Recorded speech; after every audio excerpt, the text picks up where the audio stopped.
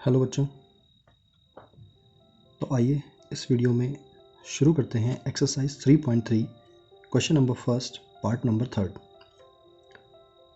Question is 3x minus y is equals to 3, 9x minus 3y is equals to 9.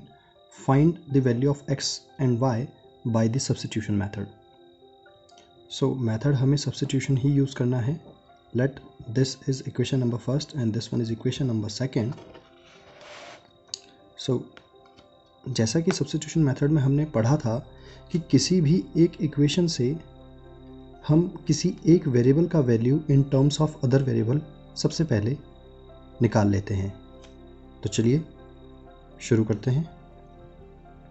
From equation first,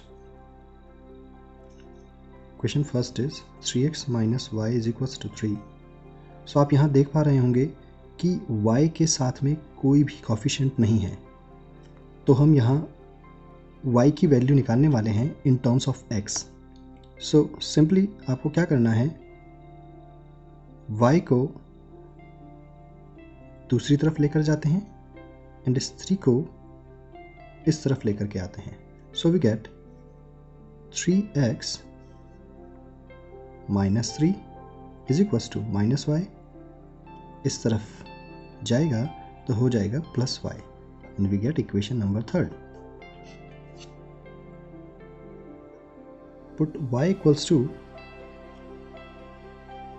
3x minus 3 in equation second.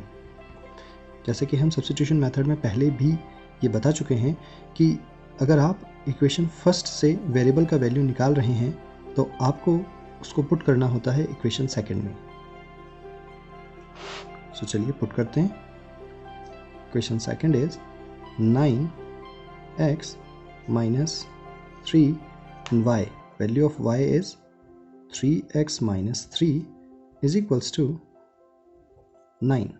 So we get 9x, इसको multiply कर लेंगे, minus 3 का multiply minus 3x के साथ, sorry plus 3x के साथ।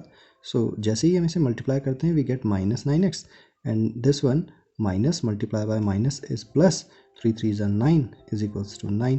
So this plus 9x cancel out with the minus 9x and we get 9 is equals to 9, which is true statement. अब आप क्वेश्चन में देख पा रहे होंगे कि हमें वैल्यू निकालनी होती है x की एंड y की, बट यहाँ क्या हुआ, यहाँ दोनों ही तरफ LHS में भी और RHS में भी हमारे पास कांस्टेंट वैल्यू बच जाती है। अब अगर कभी भी ऐसी सिचुएशन बन जाए कि आप कोई क्वेश्चन सॉल्व कर रहे हैं, चाहे आप उसे किसी भी मेथड से सॉल्व कर रहे हैं, और दोनों ओर कांस्टेंट वैल्यू यदि बच जाती है तो इसका सीधा सीधा मतलब ये होता है कि this pair of linear equation has infinite many solutions.